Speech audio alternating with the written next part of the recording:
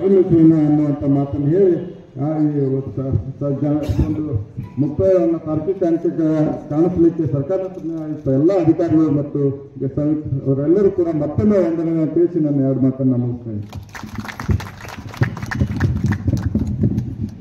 ಈ ಹೋರಾಟ ಅಂತ್ಯಕ್ಕೆ ಯಶಸ್ಸನ್ನು ನಾವು ಮುಂದಿನ ದಿನಗಳಲ್ಲಿ ಕಾಣಿಸ್ಕೊಡ್ತೀವಿ ಅಂತ ಹೇಳಿ ಎಲ್ಲ ಜಿಲ್ಲೆಯ ಗ್ಯಾರಂಟಿ ಅಧ್ಯಕ್ಷರುಗಳು ಹಾಗೂ ನಮ್ಮ ಉಪಕಾರ್ಯದರ್ಶಿಯವರು ನಮಗೆ ಮನವರಿಕೆ ಮಾಡಿದ್ದಕ್ಕಾಗಿ ಮತ್ತು 21ನೇ ತಾರೀಕು ಸರ್ಕಾರದ ಮುಖ್ಯಮಂತ್ರಿಯವರ ಕಾರ್ಯಕ್ರಮ ಇರುವುದರಿಂದ ಎಲ್ಲ ಮಾಹಿತಿ ಸಾರ್ವಜನಿಕವಾಗಿ ಕೆಲಸ ಮಾಡೋದು 94C ಒಳಗೆ ಕೆಲಸ ಮಾಡೋದು ಹಾಗೂ ಗಣತಿ ಕಾರ್ಯಗಳು ಅತಿ ಹೆಚ್ಚಾಗಿರೋದ್ರಿಂದ ಮತ್ತು ಕೂಲಿ ಕಾರ್ಯದ ಬೇಡಿಕೆ ಈ ದಿನಗಳಲ್ಲಿ ಹೆಚ್ಚಾಗಿರೋದ್ರಿಂದ ಜನರಿಗೆ ತೊಂದರೆ ಆಗಬಾರ್ದು ಅನ್ನೋ ಒಂದು ಉದ್ದೇಶಕ್ಕಾಗಿ ನಾವು ಇವತ್ತಿನ ಹೋರಾಟವನ್ನು ನಿಂದಿರಿಸಿ ಮುಂದಿನ ದಿನಗಳಲ್ಲಿ 21ನೇ ತಾರೀಕಿನ ನಂತರ ನಮ್ಮ ಹೋರಾಟದ ಒಂದು ವಿಷಯ ಸಕ್ಸಸ್ ಆಗೇ ಇರ್ತದೆ. ಮುಂದಿನ ಹೋರಾಟಕ್ಕೆ ನಮ್ಮ ಜಿಲ್ಲಾಧ್ಯಕ್ಷರು ನಮಗೆ ಇನ್ನೂ ದೊಡ್ಡ ಪ್ರಮಾಣದ ಹೋರಾಟಕ್ಕೆ ಬೆಂಬಲ ಕೊಡ್ತಿದ್ದಾರೆ.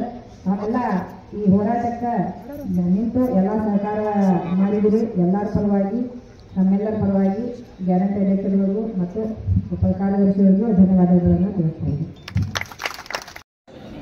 ಎಲ್ಲ ರಂಗ ಸಂಘಗಳು ಸೇರಿ ಎಲ್ಲ ಇಲಾಖೆಯ ನೌಕರರು ಸುಮಾರು ಒಂದು ವಾರದಿಂದ ನಾವು ಏನು ನಮ್ಮ ನೌಕರರ ಮೇಲೆ ನಿರಂತರವಾಗಿ ಕಿರುಕುಳ ನೀಡುವಂಥ ವ್ಯಕ್ತಿಯ ಬಗ್ಗೆ ಹಾಗೂ ನಮ್ಮ ಮಹಿಳಾ ನೌಕರರ ಹಾಗೂ ದಲಿತ ಒಬ್ಬ ನೌಕರರ ಪ್ರತಿನಿಧಿ ಆದಂಥ ಪುಷ್ಪಾವತಿ ಮೇದಾರ್ ಅವರ ಮೇಡಮ್ರ ಮೇಲೆ ಕಿರುಕುಳವನ್ನು ಅದು ದೌರ್ಜನ್ಯವೆಸಗಿದಂಥ ವ್ಯಕ್ತಿ ವಿರುದ್ಧ FIR ಅನ್ನು ಕೂಡ ದಾಖಲಿಸಿ ಇವತ್ತು 1 ವಾರಗಳ ಮೇಲೆ ಅವರ ಮೇಲೆ ಕ್ರಮ ಆಗಬೇಕು ಅನ್ನುವಂಥ ದೃಷ್ಟಿಯಿಂದ 1 ವಾರಗಳ ಕಾಲ ಎಲ್ಲ ಇಲಾಖೆಯ ನೌಕರರು ಇವತ್ತು ಮುಷ್ಕರದಲ್ಲಿ ಪಾಲ್ಗೊಂಡು ಇವತ್ತಿನವರೆಗೆ ಹೋರಾಟವನ್ನು ನಾವು ಮಾಡ್ತಾ ಬಂದಿದ್ವಿ.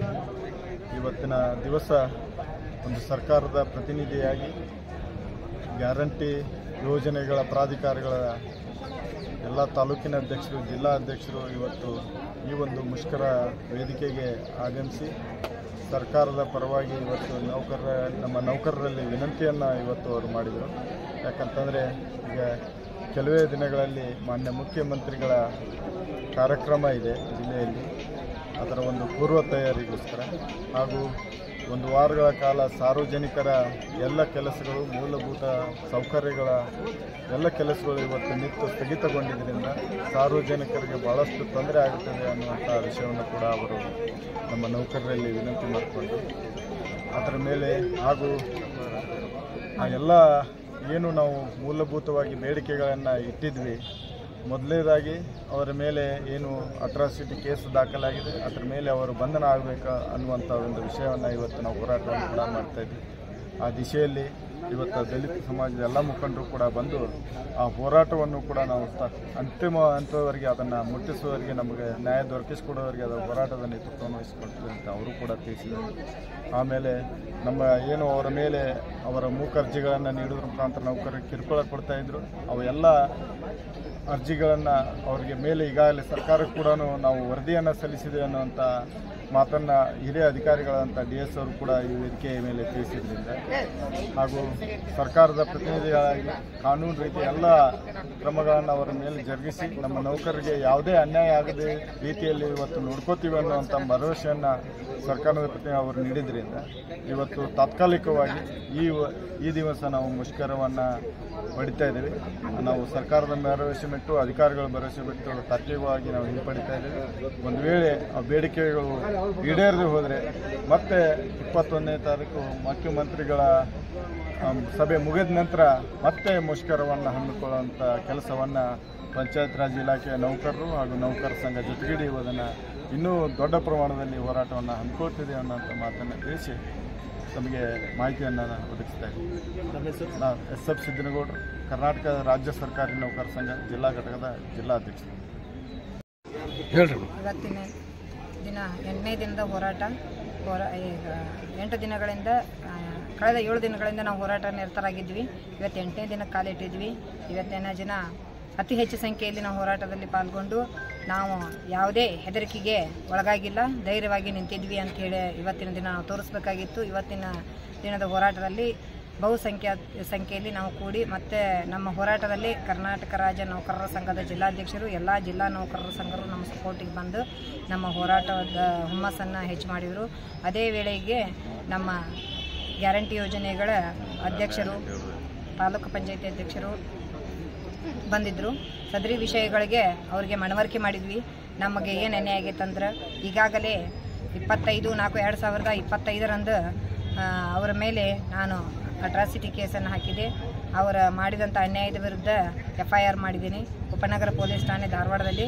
ಇವತ್ತಿನವರೆಗೂ ಅವ್ರಿಗೆ ಬಂಧನ ಆಗಿಲ್ಲ ಮತ್ತು ಅವರು ಕೊಡುವಂಥ ಅರ್ಜಿಗಳಲ್ಲಿ ಯಾವುದೇ ಸಾರ್ವಜನಿಕ ಹಿತಾಸಕ್ತಿ ಇಲ್ಲ. ನೌಕರರ ಹೆದರಿಕೆಯನ್ನೇ ಬಂಡವಾಳ ಮಾಡಿಕೊಂಡು ನೌಕರರ ಹೆದರಿಸುತ್ತಾ ಅವರಿಗೆ ಲಾಬಿಗೋಸ್ಕರ ಮತ್ತು ಸ್ವಾರ್ಥಕ್ಕೋಸ್ಕರ ಅರ್ಜಿಯನ್ನು ಸಲ್ಲಿಸುವುದು, ಸರ್ಕಾರಿ ಕಚೇರಿಗಳಲ್ಲಿ ಹೋಗಿ ಜೋರದನಿಯಲ್ಲಿ ಬಹಿರಂಗವಾಗಿ ಅವಮಾನಕರ ಹೇಳಿಕೆಗಳನ್ನು ನೀಡುವಂಥ ಪ್ರವೃತ್ತಿಯನ್ನು ಮಾಡಿಕೊಂಡಿದ್ದರು. ಸದರಿ ವಿಷಯ ತಾಲೂಕ್ ಪಂಚಾಯತಿ ಘಟನೆಯಲ್ಲಿ ನಡೆಯುವ ಒಬ್ಬ ಅಧಿಕಾರಿ ಮ್ಯಾಗೆ ಏರ್ದನಿಯಲ್ಲಿ ಮಾತಾಡುತ್ತಿರುವಾಗ ನಾನು ಮಾತಾಡಿದ್ದಕ್ಕಾಗಿ ನನ್ನನ್ನೇ ಜಾತಿ ನಿಂದನೆ ಮಾಡಿ ನಮ್ಮ ಮಹಿಳಾ ದೌರ್ಜನ್ಯವನ್ನು ಎಸಗಿದ್ದಕ್ಕಾಗಿ FIR ಆಗಿತ್ತು. ಈ ಕಾರಣದಿಂದ ನಾವು 2 ವಿಷಯಗಳನ್ನು ಇಟ್ಟುಕೊಂಡು ಅವರನ್ನು ಕಪ್ಪು ಪಟ್ಟಿಗೆ ಸೇರಿಸಬೇಕು ಮತ್ತು ಅವರು ಬಂಧನ ಆಗಬೇಕು ಅನ್ನುವಂಥ ಉದ್ದೇಶದಿಂದ ಹೋರಾಟ ಕೈಗೊಂಡಿದ್ವಿ. ಇವತ್ತಿನ 8ನೇ ದಿನ ಹೋರಾಟದಲ್ಲಿ ಎಲ್ಲ ಗ್ಯಾರಂಟಿ ಯೋಜನೆಯ ಅಧ್ಯಕ್ಷರುಗಳು ಮತ್ತು ನಮ್ಮ ನೌಕರ ಸಂಘದ ಅಧ್ಯಕ್ಷರು ಮತ್ತು ಉಪಕಾರ್ಯದರ್ಶಿ ಮುಗ್ನೂರ್ ಸರ್ ಅವರು ಬಂದು, ಇಲ್ಲ ನೀವು ಹೋರಾಟ ಇಲ್ಲಿಗೆ ನಿಂದಿರಿಸ್ರಿ, ನಿಮ್ಮ ಏನು ಬೇಡಿಕೆ ಐತೆಲ್ಲ ಬಂಧನ ಮಾಡುವುದು ಮತ್ತು ಅವರನ್ನು ಕಪ್ಪು ಪಟ್ಟಿಗೆ ಏರಿಸೋದು ಸಂಬಂಧಪಟ್ಟಂಗೆ ನೌಕರ ಎಲ್ಲ ವಿಷಯಗಳನ್ನು ನಾವು ಸರ್ಕಾರಕ್ಕೆ ನಮ್ಮ ಇಲಾಖೆ ಒಳಗೆ ಪತ್ರ ಮುಖಾಂತರ ತಿಳಿಸಿದ್ದೀವಿ. ಮತ್ತು ಈಗಾಗಲೇ 21ನೇ ತಾರೀಕಿಗೆ ಮಾನ್ಯ ಮುಖ್ಯಮಂತ್ರಿಯವರ ಮೀಟಿಂಗ್ ಇರೋದ್ರಿಂದ ಮತ್ತು ಹಲವಾರು ಯೋಜನೆಗಳು ಇಂಪ್ಲಿಮೆಂಟ್ ಗ್ರಾಮ ಪಂಚಾಯತಿ ಆಗೋದ್ರಿಂದ ತಾವು ಇಲ್ಲಿ ಕೂಡೋದ್ರಿಂದ ಸಾರ್ವಜನಿಕರು ತೊಂದರೆ ಆಕೈತಿ. ಆದ ಕಾರಣ ಇವತ್ತಿನ ಹೋರಾಟವನ್ನು ನಿಂದಿರಿಸಿ ನಿಮ್ಮ ಕೆಲಸಗಳನ್ನು ನಾವು ಮಾಡ್ತೀವಿ, ನೀವು ಸಾರ್ವಜನಿಕರ ಕೆಲಸ ಮಾಡಿರಿ ಅಂಥೇಳಿ ನಮಗೆ ಮನವಿ ಮಾಡಿದ್ದರಿಂದ ಮತ್ತು ನಾವು ಇವತ್ತಿನ ದಿನ ಹೋರಾಟವನ್ನು ಮಾನ್ಯ ಜಿಲ್ಲಾಧ್ಯಕ್ಷರ ಸಿದ್ದನಗೌಡರ ನೇತೃತ್ವದಲ್ಲಿ ನಾವು ಇವತ್ತಿನ ಹೋರಾಟವನ್ನು ಮುಕ್ತಾಯಗೊಳಿಸ್ತಾ ಇದ್ದೀವಿ. ಮುಂದಿನ ದಿನಗಳಲ್ಲಿ 21ನೇ ತಾರೀಕಿನ ನಂತರ ನಮ್ಮ ಬೇಡಿಕೆಗಳು ಈಡೇರದೇ ಇದ್ದ ಪಕ್ಷದಲ್ಲಿ ನಾವು ಅತಿ ದೊಡ್ಡ ಪ್ರಮಾಣದಲ್ಲಿ ಹೋರಾಟವನ್ನು ಕೈಗೊಳ್ತೀವಿ ಅಂತ ಹೇಳಿ ಇವತ್ತಿನ ಹೋರಾಟವನ್ನು ಸ್ಥಗಿತಗೊಳಿಸ್ತಾ ಇದ್ದೀವಿ. ಮಾಧ್ಯಮದ ಮುಂದೆ ನಾನು ಹೇಳಕ್ಕೆ ಇಷ್ಟ.